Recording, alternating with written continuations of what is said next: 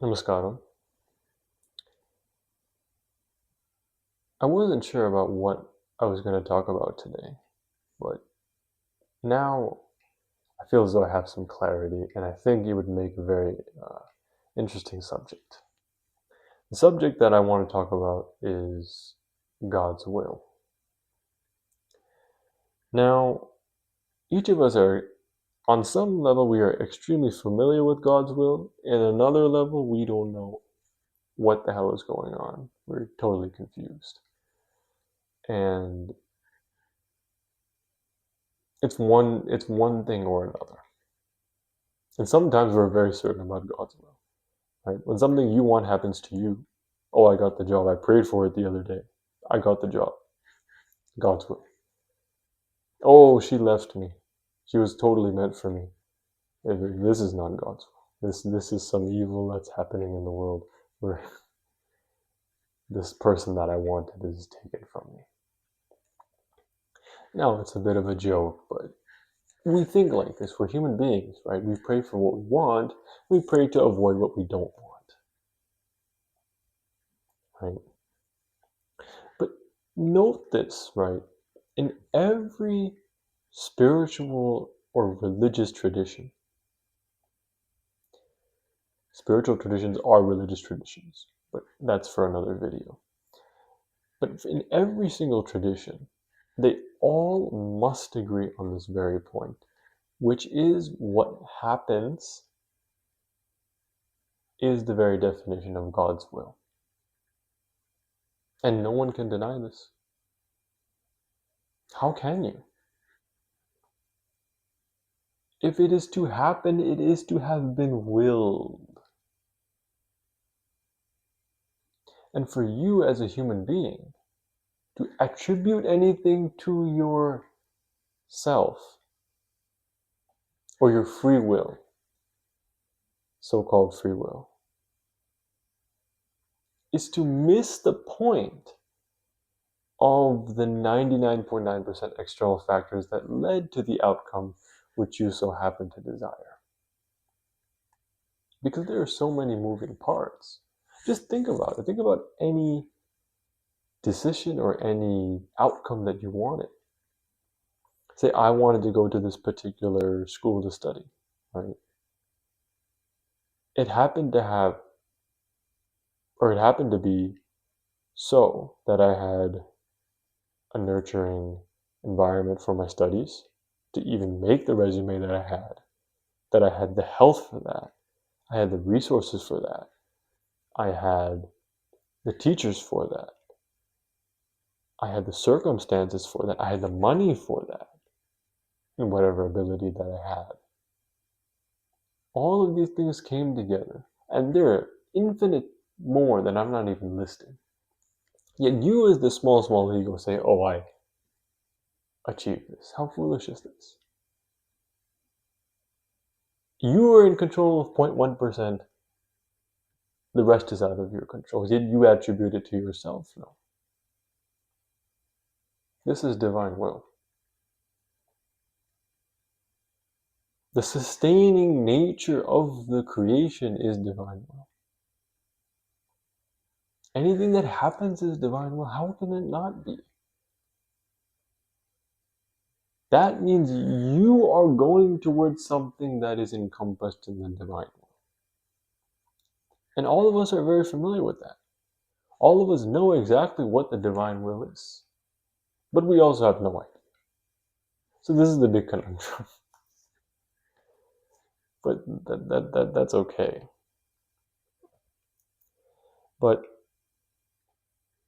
for us, even being caught in the simultaneous glimpse of the divine will and complete ignorance of the divine will, we are confronted with our own small selves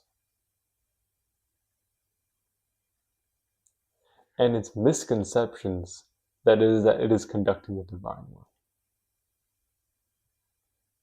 Now, what does this all come to? How does this all culminate? It culminates in that first and foremost, you must carry on. You must carry forward. Because that is where the divine will is located in the present moment, not anywhere else. And second, to reckon with your small sense of pride and small sense of accomplishment. It hits, if you're one of these high achieving people, it hits hard. It hits hard because you have to reckon with the fact that you really haven't done anything. You really haven't done anything, and you're not really doing anything. You've been given this infinitesimally small piece of will, you could say, which is actually not even yours because it's given to you. There's this saying in the great book, The Imitation of Christ, where Thomas Kempis says,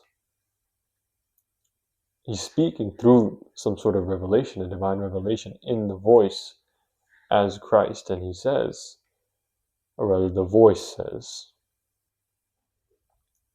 when I take something from you, you cannot despair because I have not taken away anything that is yours. So we can talk about achievements, possessions, your sense of free will, your sense of action, the sense that you went out and you did something. It is boosting to which that is not truly even yours. Because it all comes together in the acceptance of whatever happens, which is the present moment, which is the divine will. It is ultimately your small sense of self that has to bow to that. Now, I'm not going to pretend like this is going to happen tomorrow, or even as pretending that it's happened to me. Right? We're talking about ideals here. But in the most commonsensical way, this is how it is. If you talk to anyone, any religious, non-religious person, forget religion. You talk to a non-religious person, how did this all come to be? It just came to be. Look at any event in your life. Look at any event in the natural world if you're a scientist. How did it come to be like this? How did your life come to be like this? It just happened to be like this. When you decided to like these things, you decided to dislike these things, you decided to work hard, you decided not to work hard, who gave you the ability to work hard? Where did all this come from? Someone who's very proud in the religion might say, oh, only my God's will. I only believe in my God's will. My God? How do you have possession over God? And secondly, your God created some different event than my God? What is this? This is polytheism. Your God cannot create a different will than my God. First of all, there is no your God and my God. But your God cannot create a different will than my God. It's not possible. There is one outcome, there is one God. It can only be so. How can your God create something different than my God? They must create the same thing. Therefore, they must have the same will.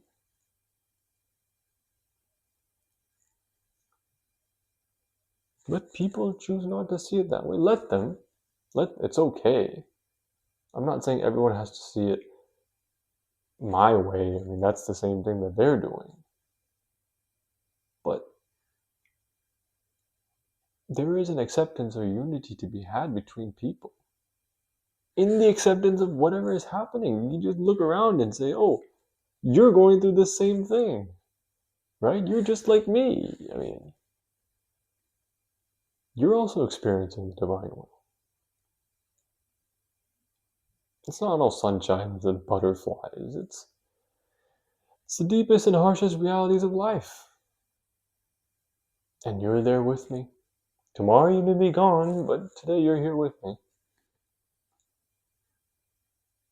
and we laugh and we cry together, and then we go our separate ways. So this is a way to create a kind of unity between people you see, people you meet. It's very beautiful in the moment. Honestly, it's very beautiful. It touches your heart. It touches your heart because everyone has the same human condition. Everyone has the same human condition. Everyone is human. These boundaries are not real boundaries. So I pray this message finds you well, and I hope to maybe inspire some people. If I haven't, it's okay. God bless you all. Namaskar.